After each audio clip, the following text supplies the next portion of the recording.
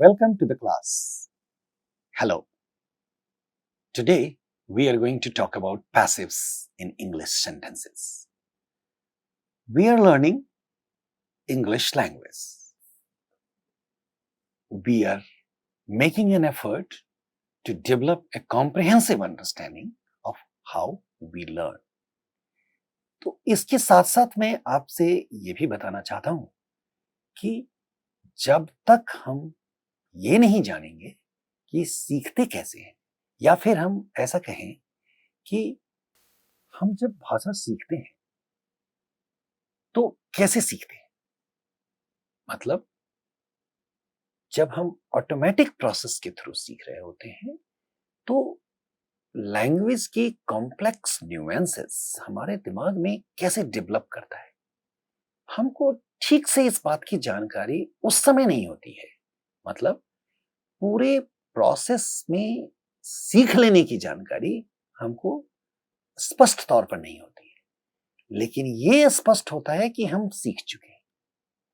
तो हमारी कोशिश ये बताने की है कि जब हमको पता नहीं होता है और हम सीख चुके होते हैं तो वो कौन सी बात है जो हम सीख चुके होते हैं। तो जो बात हम अपने आप सीख जाते हैं उन चीजों को अगर हम आपको ठीक से बता दें और उन चीजों को डिस्क्राइब करके डिटेल करके एक्सप्लेन करें तो इसका सीधा असर आपके सीखने पर पड़ेगा। सीधा असर पड़ता है हम जब एक्यूरेसी की बात करते हैं तो इसका सीधा असर इस बात पर पड़ता है कि हम ज्यादा से ज्यादा एक्यूरेसी का लेवल कैसे डेवलप करें, और एक्यूरेसी का लेवल ही हमारे फ्लुएंसी को प्रभावित करता है, हमारे फ्लुएंसी को कंप्लीटली इन्फ्लुएंस करता है। क्योंकि बिना एक्यूरेसी के फ्लुएंट होना, धारा प्रवाह होना का कोई मतलब नहीं होता है। तो जब हम धारा प्रवाह ढंग से बोलना चाहते हैं तो एक्यूरेट होना जरूरी है, और ये तभी हमारा कॉन्फिडेंस डेवलप हो पाएगा ठीक से बोलने में, और हम अपनी बात को प्रभावी ढंग से रख पाएंगे जिस भाषा में को उस भाषा में जिस भाषा को हम सीख रहे हैं। ऐसा तभी संभव है जब हम इसके नुएंसेस को समझें। इसीलिए हम आपको ये नुएंसेस उस ढंग से बताना चाहते हैं जैसे कि हमारा दिमाग अपने आप ये सीखता है। तो अब हम उन बातों पर ध्यान दें और हम आपको उस तरफ ले चल रहे हैं। और आज हम आपको अंग्रेजी में पैसिव्स कैसे काम करता है उसके बारे में बताएंगे।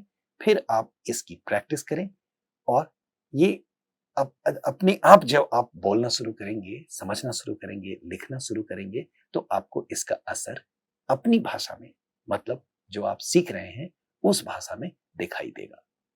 ये बस कुछ बोल लेने के लिए, कुछ बोलना सीख लेना हमारा उद्देश्य नहीं होना चाहिए। हमारा उद्देश्य भाषा सीखने में यह होना चाहिए कि हम उन चीजों को ठीक से सीखें जो हमारी एक्यूरेसी और फ्लुएंसी पर असर डालता हो। क्योंकि हम ठीक से अपनी बात कहना सीखना चाहते हैं, न कि कुछ भी कहना। तो अब मैं आपको पैसिव्स की तरफ ले चलता हूं और आप इन एग्जाम्पल्स को ध्यान से और फिर इस एग्जाम्पल्स के क्या निकल कर आता है और कैसे उन चीजों को हम सीखते हैं मैं आपको वो बताता हूं। तो देखिए, खास करके उन चीजों पर ध्यान दीजिए जिनको हमने रेड में दिखाया है, रेड कलर में दिखाया है इन सेंटेंसेस में। Passive voice is used frequently. The house was built in 1975. The road is being repaired.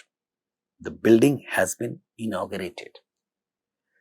तो हम आपका ध्यान इस लाल वाले पार्ट पर इस पूरे सेंटेंस में इसलिए चाहते हैं कि ये पैसिव का एग्जाम्पल है। ये सारे एग्जाम्पल्स पैसिव्स के हैं। तो इसमें क्या देख रहे हैं आप? इसमें एक ये देख रहे हैं कि हर बार ये ऑक्सिलरी मार्कर आ रहा है। तो ये ऑक्सिलरी टेंस के मार्कर्स हैं। तो इज प्रेजेंट टेंस को दिखाता है और वाज पास्ट टेंस को दिखाता है। तो पैसिव ऑक्सिलरी में टेंस आता है और उसके बाद वर्ब का तीसरा फॉर्म टेंस के साथ en और वर्ब का तीसरा फॉर्म जरूरी होता है। आप देखिए इसमें ये यूज्ड तीसरा फॉर्म है, बिल्ट तीसरा फॉर्म है, रिपेयर्ड तीसरा फॉर्म है। आप जानते हैं ना कि वर्ब के 3 फॉर्म्स होते हैं, V1, V2 और V3। हम आपको और दिखाएंगे, लेकिन अभी आप ये देखिए, जब V1 होता है जैसे रिपेयर, ये V1 है। इसको कई बार, चूंकि इस पर कोई मार्कर नहीं है, इसलिए कई बार इसको प्रेजेंट टेंस समझा जाता है। और ये देखिए ईडी लगाने से ये पास्ट टेंस हो जाता है, तो इसको पास्ट टेंस कहते हैं। और ये वाला जो पार्ट है जो ठीक एग्जैक्टली ऐसे दिखता है, रिपेयर्ड, ये पार्टिसिपियल फॉर्म है। पार्टिसिपल फॉर्म एक खास तरह का कंस्ट्रक्शन होता है जो वर्ब से बनता है। आप देखिए ये रिपेयर वर्ब है, तो ये भी रिपेयर से बन रहा है और इसमें पास्ट टेंस टाइप का एक मार्कर लगा होता है। कभी कभी वो प्रेजेंट टेंस टाइप का भी होता है, मतलब दूसरे मार्कर्स भी होते हैं, लेकिन इसमें देखिए पास्ट टेंस टाइप का मार्कर लगा हुआ है। तो इसलिए कई बार इसको हम पास्ट पार्टिसिपल भी कहते हैं। आप कई किताबों में देखेंगे ये लिखा होता है, ये तीसरा फॉर्म पास्ट पार्टिसिपल का फॉर्म है। इंपॉर्टेंट चीज है कि पार्टिसिपल में टेंस नहीं होता है।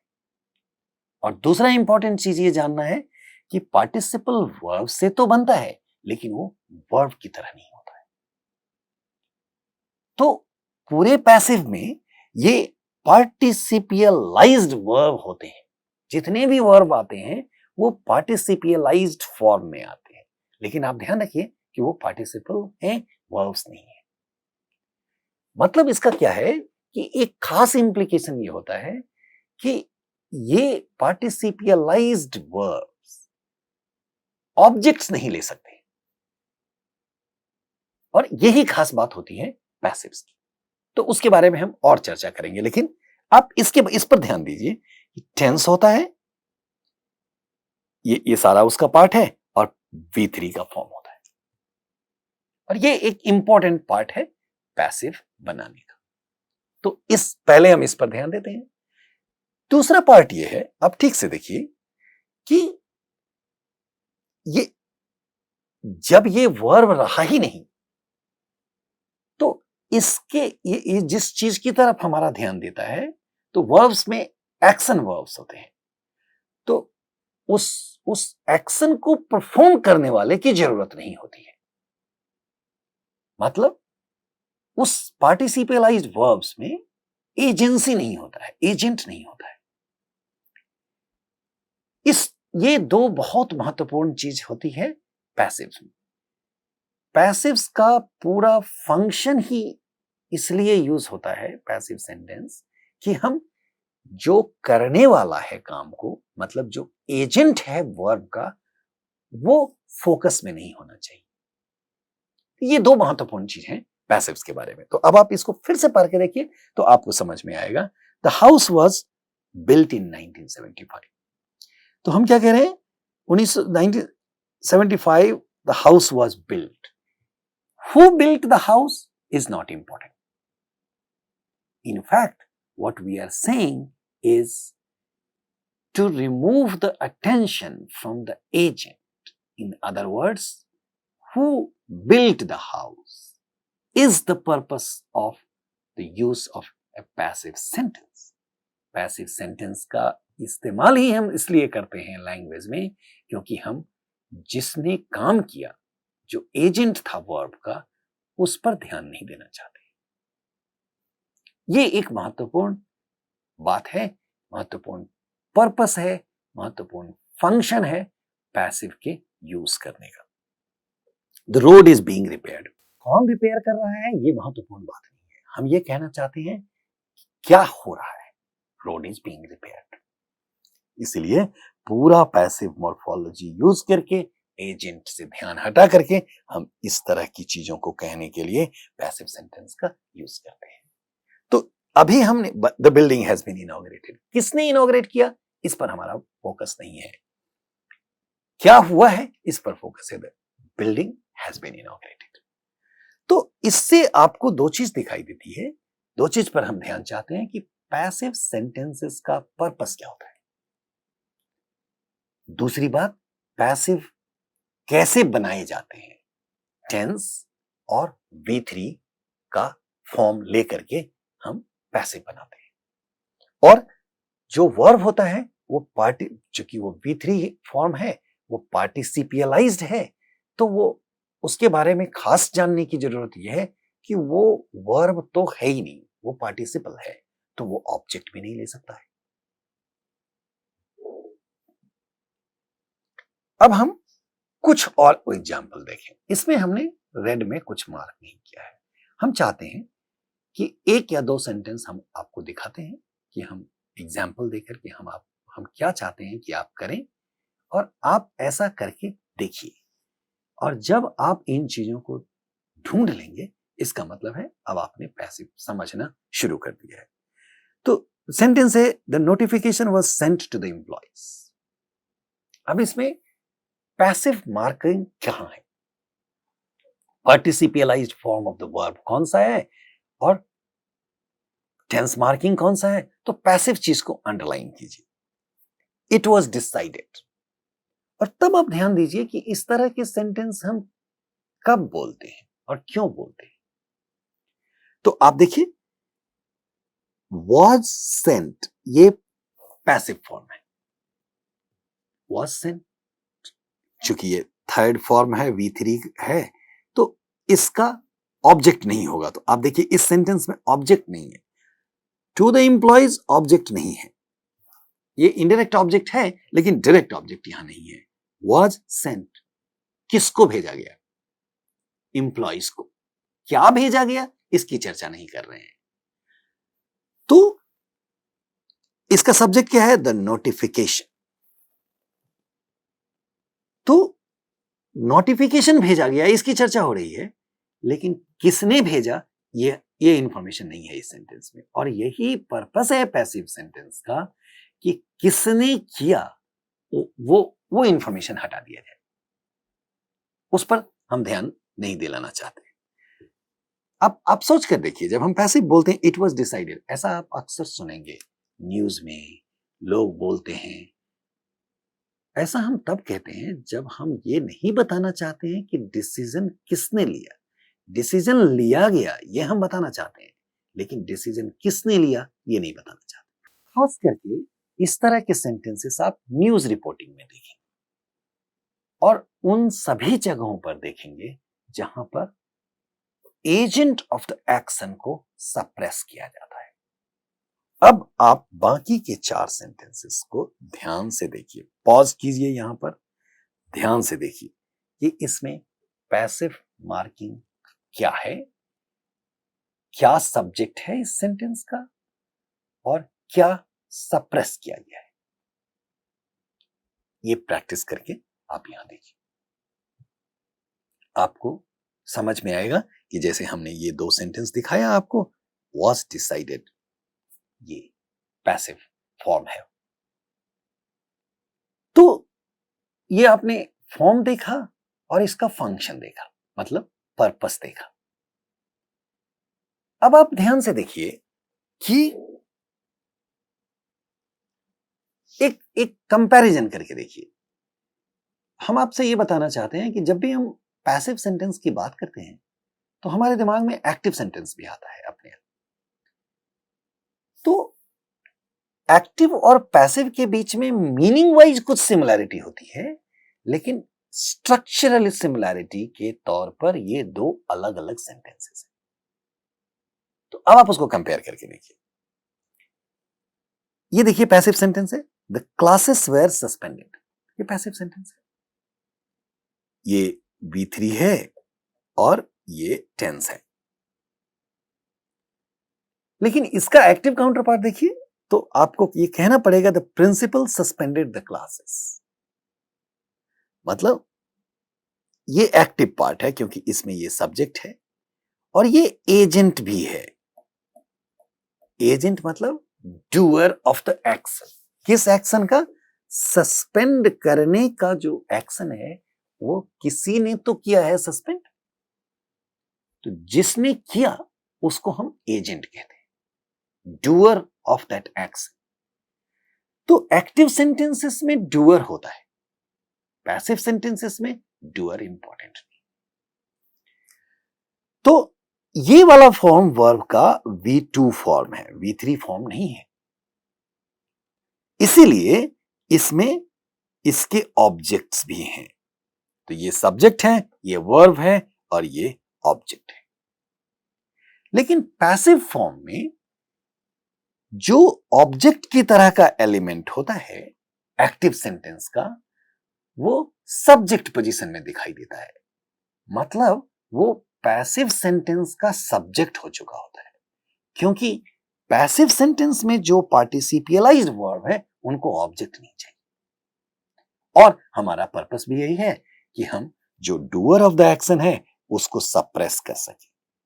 तो ये जो बाय द प्रिंसिपल है, ये हम यहां कह सकते हैं कि इस पूरे चीज को हम उठा करके यहां डाल सकते हैं। Classes were suspended by the principal. हम ये लिख भी सकते हैं, लेकिन फोकस से हमने हटा दिया। अब मैंने फोकस के बारे में आपको बताया, तो आप ये भी समझिए कि बहुत भाषाओं में जो इनिशियल पोजीशन होता है अक्सर वहां पर सब्जेक्ट्स आते हैं, लेकिन जो पहला पॉइंट है सेंटेंस का वो खास करके फोकस पॉइंट होता है। वहां जो कुछ भी आता है उसको हम फोकस में समझते हैं। जैसे इस सेंटेंस में कहा था प्रिंसिपल सस्पेंडेड द क्लासेस। हम चाहते हैं कि फोकस प्रिंसिपल के ऊपर हो, डूअर के ऊपर हो। जब हम कभी-कभी ऐसा भी कहते हैं, yesterday the principal suspended the classes। अब जब हम yesterday को फ्रंट पोजीशन पर डालते हैं तो हमारा इंटेंशन होता है कि लोगों का ध्यान पहले yesterday पर पड़े। मतलब प्रिंसिपल ने क्लास सस्पेंड किया, ये इंपॉर्टेंट बात है, लेकिन कल सस्पेंड किया था, ये इस बात पर हम चाहते हैं कि लोगों का ध्यान हो। मेरे कहने का मतलब है कि जो पहला पोजीशन होता है सेंटेंस का, इनिशियल पोजीशन, उसको आमतौर पर फोकस पोजीशन कहते हैं। वो जो भी चीज वहां आता है वो फोकस में आ जाता है, मतलब उस चीज पर हमारा ध्यान पहले जाता है। तो इसीलिए पहले पोजीशन से डूअर ऑफ द एक्शन को हम हटाना चाहते हैं, क्योंकि पैसिवाइज्ड सेंटेंसेस में हम एक्टर जो एक्ट करता है, जो डूअर है, जो एजेंट है, उससे ध्यान हटाना चाहते हैं। हम उसको मेंशन नहीं करना चाहते, और अगर कहें भी तो वो सेंटेंस के अंत में ऑब्जेक्ट की तरह नहीं, एडजंक्ट की तरह साइड में प्रेपोजिशनल फ्रेज की तरह लगा देते हैं। जैसे आप ये कह सकते हैं कि बाय द प्रिंसिपल। ओके, तो अब दूसरे सेंटेंस में देखिए, the owner sent notifications to the employees. तो यहां ये सब्जेक्ट है, ये एजेंट, सेंडिंग का एजेंट है। क्या भेजा गया? नोटिफिकेशंस भेजा गया। किसको भेजा गया? To the employees. तो ये डाइट्रांजिटिव वर्ब है सेंट, इसमें ये डायरेक्ट ऑब्जेक्ट है नोटिफिकेशंस, और to the employees indirect object है। बिल्कुल अच्छा सा एक छोटा सा सिंपल सेंटेंस है। अब इसका पैसिव फॉर्म आप देखेंगे तो ये देखिए, तो यहां पर ये V2 है और was sent, इसमें ये sent V3 हो गया, मतलब ये पार्टिसिपल फॉर्म है। तो इसमें ऑब्जेक्ट की जरूरत नहीं है, तो ये यहां पर आ सकता है, द नोटिफिकेशन was sent। इतना भी काफी है। बाय whom ये तो हम बताना भी नहीं चाहते हैं, और इस पर हमारा फोकस नहीं है। पैसिव सेंटेंस में किस पर फोकस है? नोटिफिकेशन पर। ये टू द एम्प्लॉइज तो ठीक है, हम ये कह सकते हैं बाय द ओनर। आप ये देखिए, ये बाय द ओनर में बाय प्रेपोजिशन है और ये नाउन है। नाउन फ्रेज है। तो ये एक प्रेपोजिशनल फ्रेज है। प्रेपोजिशनल फ्रेजेस एडजंक्ट्स होते हैं, मतलब एडवर्ब्स की तरह होते हैं। तो ये वर्ब का ऑब्जेक्ट नहीं हो सकता, ये ऑब्जेक्ट नहीं है। और पार्टिसिपियलाइज्ड वर्ब जो पैसिव सेंटेंसेस में होते हैं उसको ऑब्जेक्ट चाहिए भी नहीं होता है। तो इस तरह से ये ग्रामेटिकल सेंटेंस है पैसिव। और ये 2-3 बात पैसिव्स के बारे में जानना जरूरी है कि पैसिव में टेंस ऑब्वियस करना होता है, पैसिव में पार्टिसिपियलाइज्ड वर्ब का यूज होता है जिसको ऑब्जेक्ट नहीं चाहिए। पार्टिसिपियलाइज्ड वर्ब किसको कहते हैं? वो वर्ब जो वर्ब से तो बना है, उस तरह का वर्ब जो वर्ब से बना हो लेकिन वर्ब की तरह नहीं हो।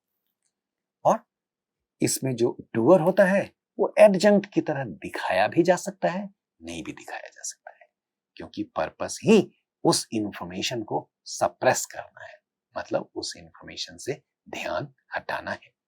और क्या भेजा गया, जैसे सेंट है तो क्या भेजा गया ये इंपॉर्टेंट, इसको हम ध्यान में लाते हैं। तो नोटिफिकेशन वाज सेंट। तो इस तरह से पैसिव सेंटेंस में ये सब्जेक्ट की पोजीशन में आता है, एक्टिव सेंटेंस में एजेंट सब्जेक्ट की पोजीशन में आता है।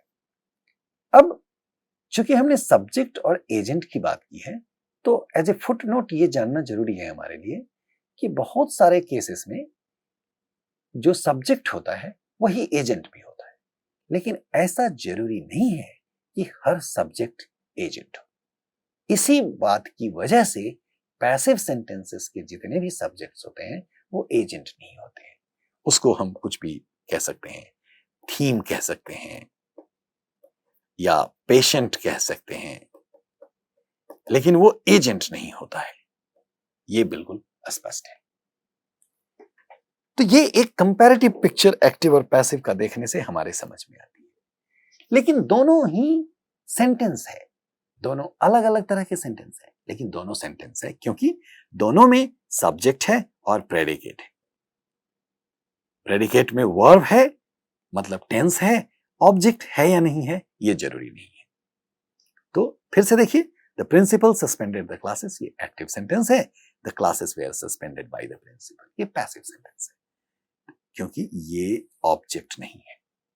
और इससे हमने ये एक्टिव सेंटेंस में सब्जेक्ट था, मतलब ये एजेंट था, ये डूअर था, ये फोकस में था, इस सब को हटा दिया। तो पैसिव में कहते हैं द क्लासेस वेयर सस्पेंडेड, मतलब जिसने, जो एजेंट है, जो डूअर है, उससे हमने फोकस हटा दिया। और जब ये, और दूसरा महत्वपूर्ण डिफरेंस एक्टिव और पैसिव में ये है कि एक्टिव सेंटेंस में V2 फॉर्म होता है और पैसिव सेंटेंस में V3 फॉर्म होता है। अब फिर ये देखिए, इसको दिखाने के लिए हमने आपको दिखाया V1 में सस्पेंड होता है, V2 में सस्पेंडेड और V3 भी सस्पेंडेड होता है। तो पैसिव है B+EN, ये टेंस का फॉर्म है, और वर्ब 3 फॉर्मेट। तो जब भी आप देखेंगे एक्टिव और पैसिव सेंटेंसेस के डिफरेंसेस को तो आपको ये चीजें स्पष्ट होकर के सामने में आएंगी। तो आप ये ध्यान दीजिए कि ये बातें हम अपने आप सीखते हैं, हमारा दिमाग इन चीजों को सीखने की प्रक्रिया में निकाल लेता है। इसको हम सबकॉन्शियस कंप्यूटेशन कहते हैं। और इसी सबकॉन्शियस जो ऑटोमेटिक प्रोसेस है उस पर हम एज एन एडल्ट जब ध्यान देते हैं सीखने के क्रम में, तो ये कंस्ट्रक्शन हमारे लिए ऑब्वियस होता जाता है और फिर हम इसका यूज कर सकते हैं। तो आप देखिए कि हम क्या सीखते हैं। कोई भी V3 तो किसी भी वर्ब का फॉर्म हो सकता है, लेकिन जो ट्रांजिटिव वर्ब नहीं है वो पैसिव में यूज नहीं होता है। सिर्फ ट्रांजिटिव वर्ब ही पैसिव में यूज होता है। Raju has been told, tell transitive verb है, इसलिए इसका पैसिव बना जा सकता है। These letters have been written a long time ago. तो ये पैसिव सेंटेंस है क्योंकि किसने लिखा ये इंपॉर्टेंट बात नहीं है। तो इसको देखिए,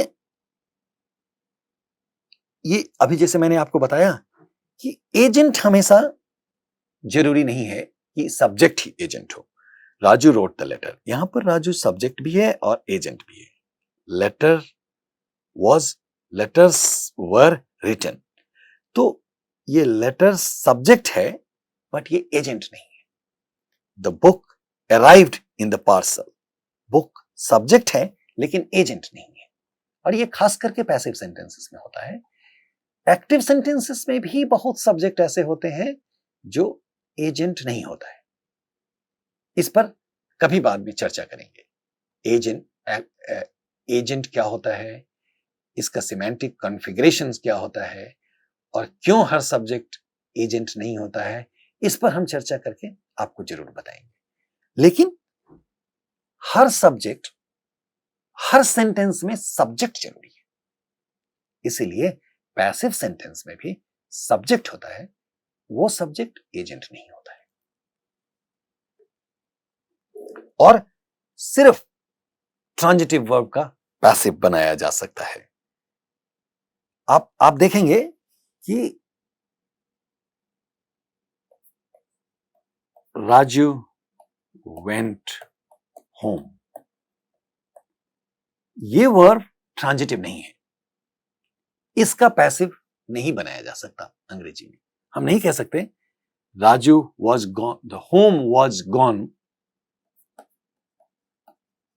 होम, इसमें चूंकि ये पास्ट टेंस है तो यहां पास्ट टेंस रखना पड़ेगा। B3 गॉन है, home was gone by Raju, ऐसा सेंटेंस संभव नहीं है। तो आप पैसिव बना कर देखिए, और ये संभव इसलिए नहीं है कि ये नॉन ट्रांजिटिव वर्ब है, ये संभव नहीं है। तो सिर्फ पैसिव में इन ट्रांजिटिव वर्ब का इस्तेमाल होता है। इन ट्रांजिटिव वर्ब से पैसिव्स नहीं बनाए जा सकते। तो जब हम अब इसके पर्पस को देखें तो उसी बात को हम दोबारा से आपको बताएं कि पैसिव सेंटेंसेस, इसमें एजेंसी को सप्रेस किया जाता है। The letter was written, was sent, किसने भेजा, ये हम सप्रेस कर दिया हमने। द कल्प्रिट्स वेर बुक्ड, किसने बुक किया, किसने सजा दी, ये हमने नहीं बताया। द मीटिंग वॉज एडजर्न्ड, क्या हुआ ये बता रहे हैं लेकिन किसने किया ये नहीं बता रहे। Agent of a sentence get the role of an agent. और ये जो एडजेंट के बारे में बताया मैंने अभी आपको कि जो एक्टिव सेंटेंस में जो सब्जेक्ट होता है वो ऑब्जेक्ट नहीं हो सकता, एडजेंट हो जाता है, मतलब उसका होना और नहीं होना जरूरी नहीं है। तो the letter was sent by the manager, ये कह सकते हैं लेकिन उसका कोई मतलब नहीं है। मतलब नहीं है से मेरा मतलब ये है कि ये इससे हमारा फोकस हटा दिया गया। The culprits were booked by the court, इससे हमें हमारा अटेंशन हटा दिया गया। The meeting was adjourned by the chairman, तो हम चेयरमैन को फोकस में नहीं रखना चाहते हैं, इसीलिए हम पैसिव सेंटेंस का यूज करते हैं। The meeting was adjourned. हम एक्टिव सेंटेंस में कहना पड़ेगा the chairman adjourned the meeting, मतलब हम फोकस चेयरमैन पर डाल रहे हैं। ऐसा जब हम नहीं करना चाहते हैं तो हम पैसिव सेंटेंस का इस्तेमाल करते हैं। तो आप इस चीज को ध्यान से देखिए कि हम पैसिव सेंटेंस का इस्तेमाल कब करते हैं, क्यों करते हैं और कैसे करते हैं। यही 3 बात हमको सीखनी है। और अभी तक हमने आपको सिर्फ यही बताया कि कब करते हैं, क्यों करते हैं और कैसे करते हैं।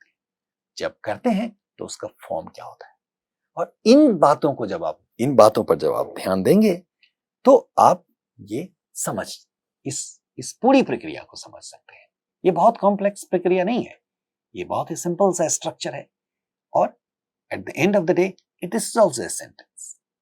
अब हम आपका ध्यान चाहते हैं इस बात पर कि आप इस बात पर ध्यान दीजिए, सीखने के बाद, समझने के बाद, थोड़ी प्रैक्टिस करने के बाद, कि कहां कहां पर पैसिव सेंटेंस को अवॉइड किया जाता है। तो कब हम इस बात को जानने के लिए हमको यह जानना पड़ेगा कि हम उसका पहले यूज कहां करते हैं, और तभी जाकर के हम ये समझ पाएंगे कि उसका यूज कहां नहीं करते हैं। तो इस चीज के बारे में आप सोचिए। आंसर बहुत सिंपल सा है। जहां कहीं भी एजेंट को के बारे में बताना जरूरी है, वहां पैसिव सेंटेंस का इस्तेमाल नहीं किया जा सकता है। हम नहीं करते हैं, हम एक्टिव सेंटेंस का इस्तेमाल करते हैं। और जहां कहीं भी एजेंट को सप्रेस करना चाहते हैं, एजेंट से फोकस हटाना चाहते हैं, वहां पर हम पैसिव सेंटेंसेस का यूज करते हैं। तो इस जानकारी के आधार पर आप जब पढ़ें, जब बोलें, तो इसका ध्यान रखें कि आप पैसिव कैसे बनाया जाता है, क्यों बोलते हैं। और जैसे ही इन दोनों चीजों को आप मिलाएंगे, आपकी लैंग्वेज में एक्यूरेसी आएगी, आपकी लैंग्वेज में फ्लुएंसी बढ़ेगी और अंग्रेजी भाषा में आपका कॉन्फिडेंस बेहतर बनेगा। इस उम्मीद के साथ we stop here and we look forward to a discussion with you. Please do let us know if this helped. Thank you so much.